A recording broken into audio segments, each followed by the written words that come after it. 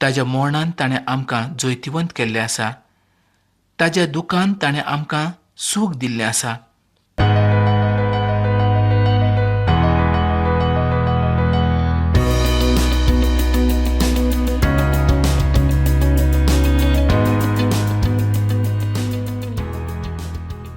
मोगा बाबळनो, सध्या आमी गालेसकाराचे चिटीचें शिकप करतात आनी आतां आमी निमाण्या आविसुरांत पावलेले आसात. फाटल्या कार्यावळीन हांवें तुमकां सांगलेलें आसलें की आमी सध्या ओतम्याच्या वरवीं पवित्राय हाज्या तिसऱ्या वाट्याचें शिकप करतात. आमच्या जिवितांत ओतम्याचें फळ कशें काम करता तेंच आतां आमी पळयतले.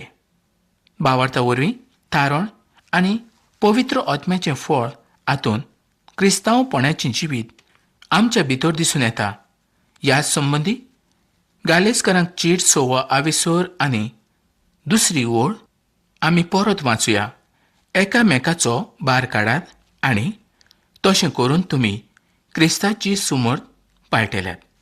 मोगा इश्टानो, आमी पळयलें की पावलू 2 तरेन वज्याची म्हणजेच भाराची वांटणी करता.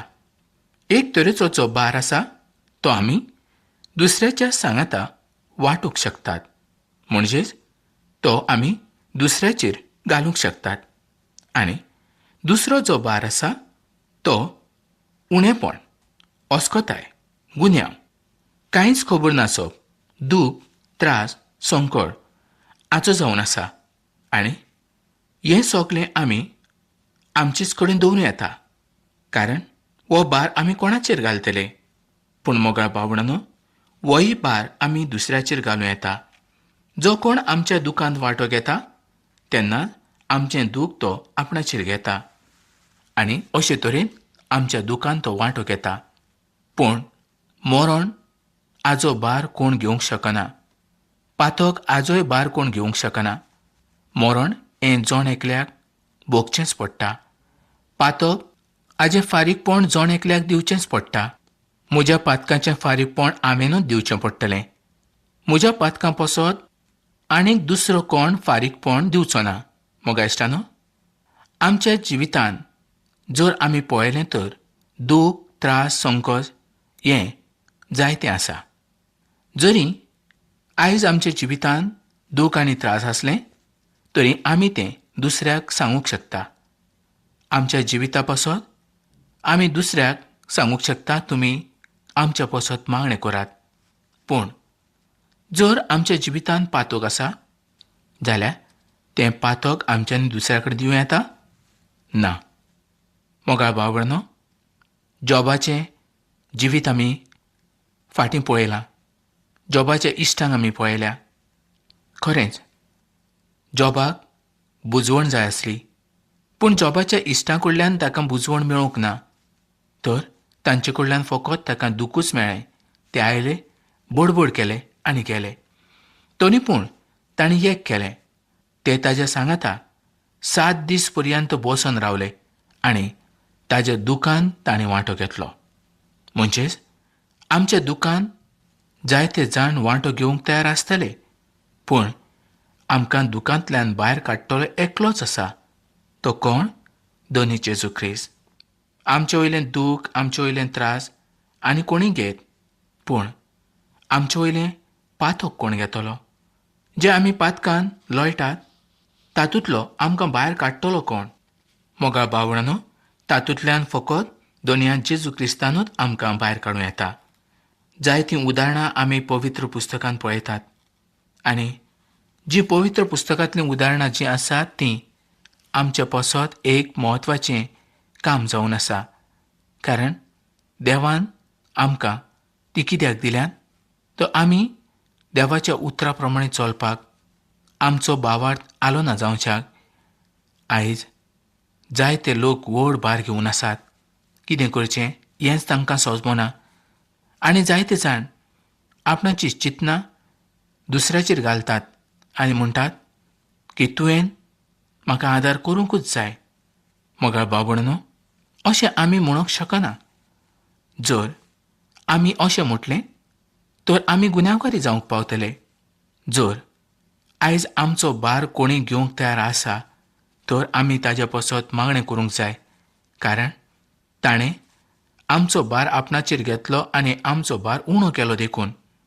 पूण जबरदस्तीन आमी कोणाकूच आमचो भार घेवंक तयार करूंक जायना.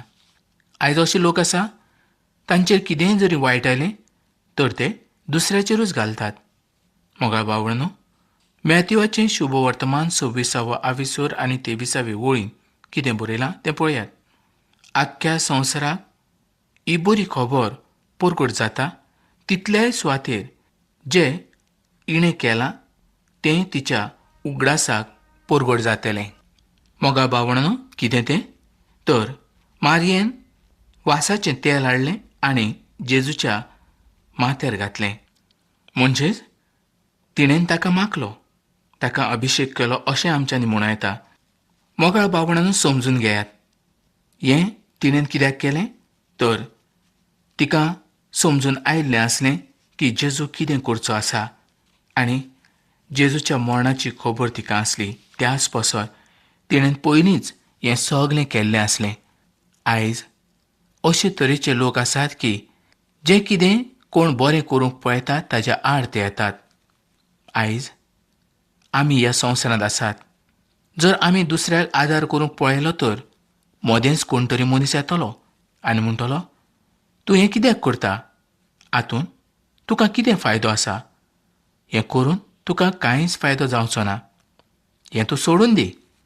मोगाळ भावंडांनो, अशें म्हणपी जायते लोक ह्या संवसारांत आसतले. पूण कोणाचें आयकप हें म्हत्वाचें न्हय. जें कितें देव आमकां दाखयता त्या प्रमाणेच आमी करूंक जाय.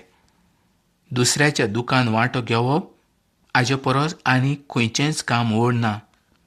आयज कोणाच्या विरुद्ध कोणूय आसतलो, पूण कोणाचें दूख घेवपाक कोण तयार आसा?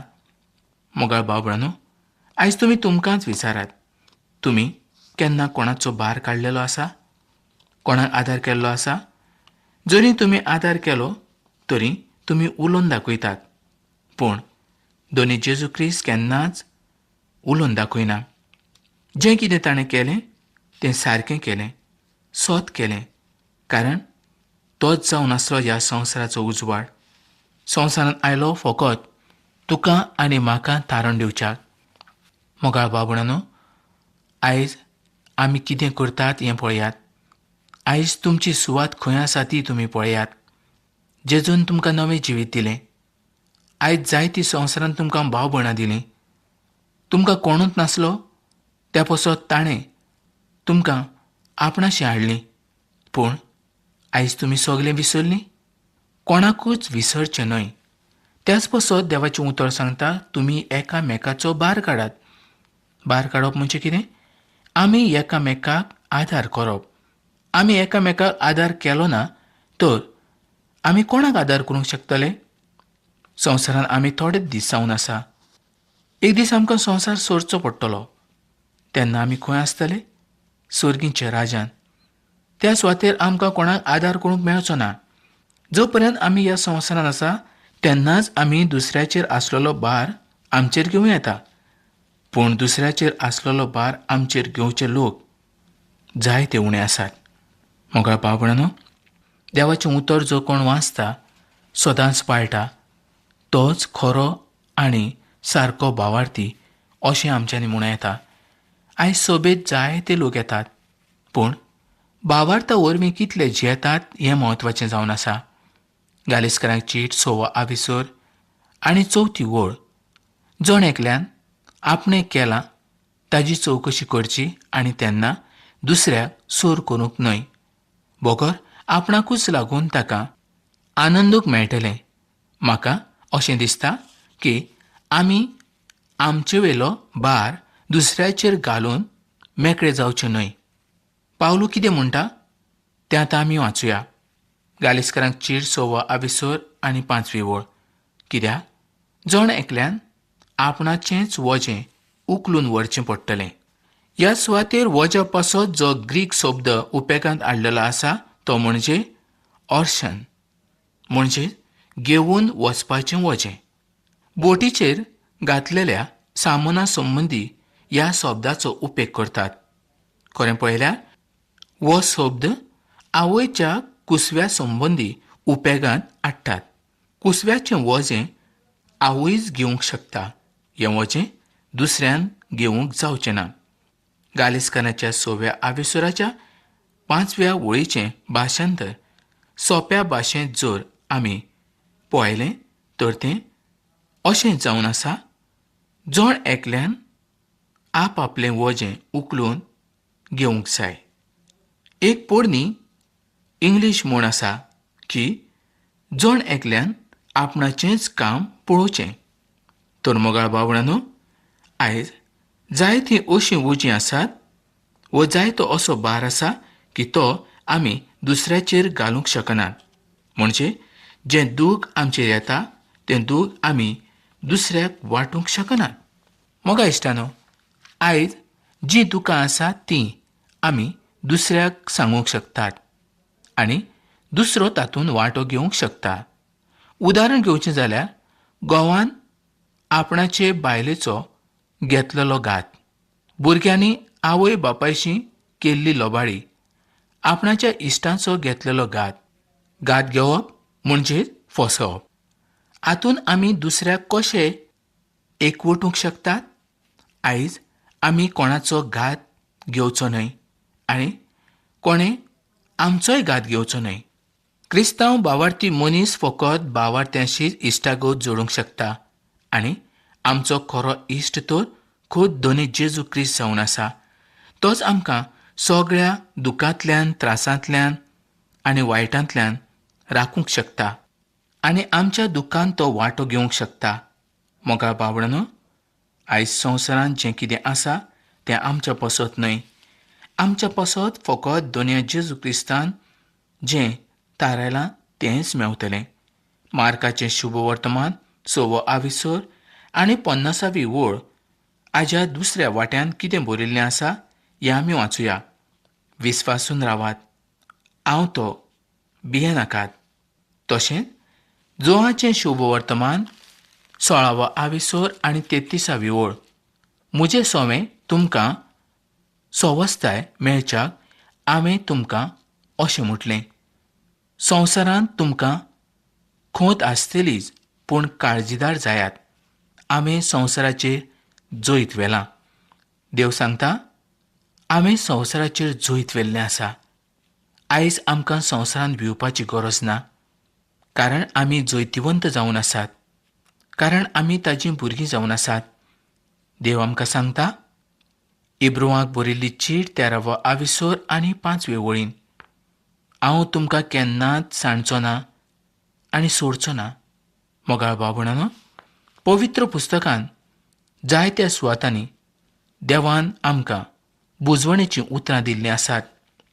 खरें पळयल्यार आमचो भार घेणारो तोच एकलोच जावन आसा. ताजे वरवींच आयज आमी जिवंक शकतात, ना तर आमच्यांनी जिवंक जावचें ना. मोगा इश्टानो, आमी केदींच आमच्या देवाचो भार घेवंक शकनात, पूण आमचो भार मात दोनी देव घेवंक शकता आनी ताणें घेतलेलोच आसा. आयज तुमी पळयात, संवसारांत आसलेले सगळे लोक दुखी आसात. जेन्ना ते दुखी आसतात तेन्नाच ते दोनया देवा कडेन येतात. जेन्ना ते सुखान आसता तेन्ना तांकां कांयच पडून वचना. ते आपणाचेंच घेवन आसतात. मोगा इश्टानो, हांवें जायत्या क्रिस्तांवांक पळयल्यात, ते सादेच जावन आसात. तांचें जिवीत कशें आसतलें हें हांवें तुमकां सांगपाची गरज ना, कारण तुमच्या सोर भोंवतणी आसलेल्या क्रिस्तांवांक तुमी पळयात. क्रिस्तांव म्हणजे कोण? जो क्रिस्ताचो आसा ताकाच क्रिस्तांव म्हणटा. तोच खरो भावार्थी जावन आसा. आयज भावार्थ्या मदें आनी ऑन भावार्थ्या मदें कसलें अंतर आसा हें हांवें तुमकां सांगपाची गरज ना. भावार्थी फकत देवाचेर पातयेवन जियेतात आनी ऑन भावार्थी फकत सैतानाचेर पातयेवन जियेतात. तांची कामां कसलीं? बरें खावप, बेबदें जावप, संवसारांतलीं सगलीं वायट कामां करप आनी एक दीस मरून वचप. मोगाळ भावंडांनो, असल्या भावार्थ्यां पसत आयज आमचे कडेन कितें उपाय आसा? ते म्हणटा आमी भावार्थीच. खरेंच मोगाळ भावणो, कितली दुखाची गजाल ती पळयात. खऱ्या भावार्थी मदीं आनी असल्या भावार्थ्या मदें जें अंतर आसा तेंच आमकां ह्या सुवातेर पळोवंक जाय. भावार्थी, खरेंच दोनूय जेजू क्रिस्ताच्या उतरा वरवीं जियेतात. जरी तांचेर दूख आयलें, त्रास आयले, संकश्ट आयलें, तरी ते भियेनात. पूण तांकां व्हड बरवंस आसा. जेजू क्रिस्ताच्या नांवान ते आपणाची मागणी दोनूय देवाच्या मुखार घालूंक शकतात. देवूच तांकां समाधान करूंक शकता. पूण अनभावार्थी खंय वेतले? तांची मागणी ते कोणा कडेन घालतले? कोण तांची मागणी आयकतलो आनी तांचें कितें जातलें?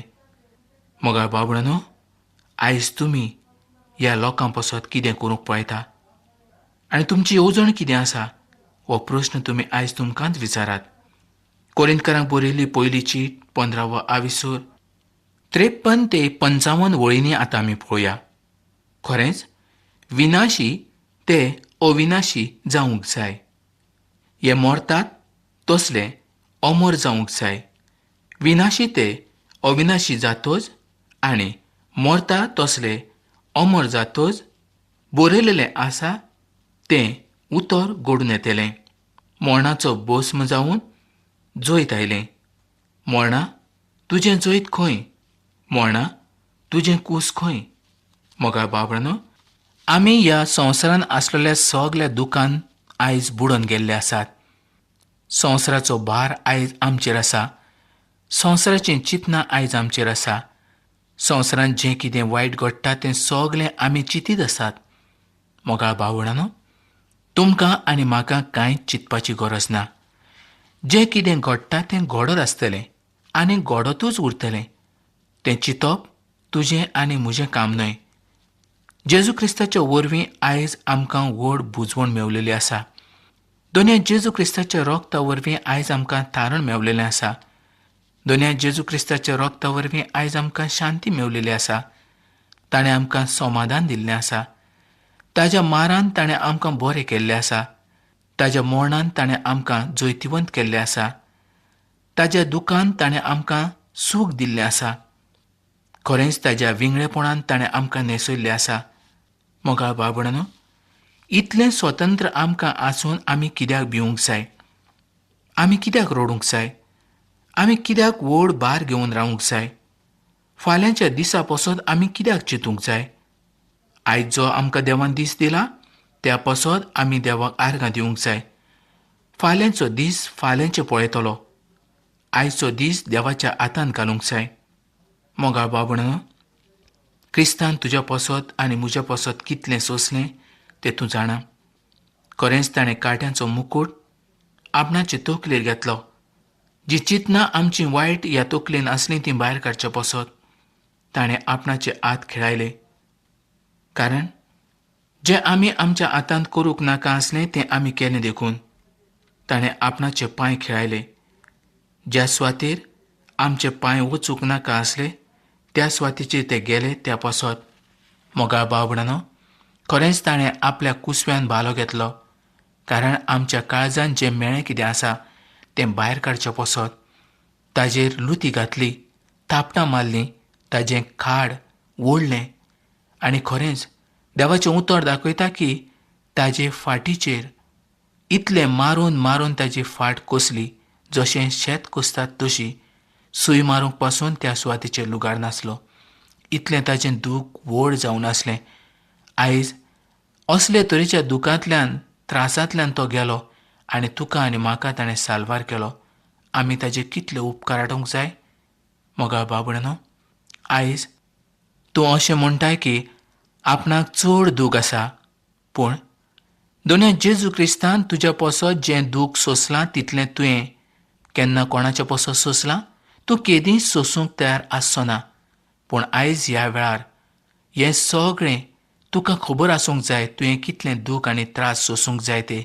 तरी पूण दोनी देव तुजेर हो भार घालिना.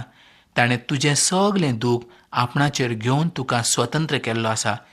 तरी पूण मोगाळ भावणांनो, आयज तुमची जायती मागणी आसतली, जायते तरेची गरज आसतली. तर ह्या वेळार तुमी चीट बरोवन तुमची मागणी म्हाका बरोवन कळोवपाक विसरू नाकात. आयजच तुमची चीट बरयात आनी म्हाका कळयात. तर मोगा बाबणानो, ही कार्यावळ आमी हांगा सोंपोवया आनी फुडल्या कार्यावळीन आमी परत मेळुया.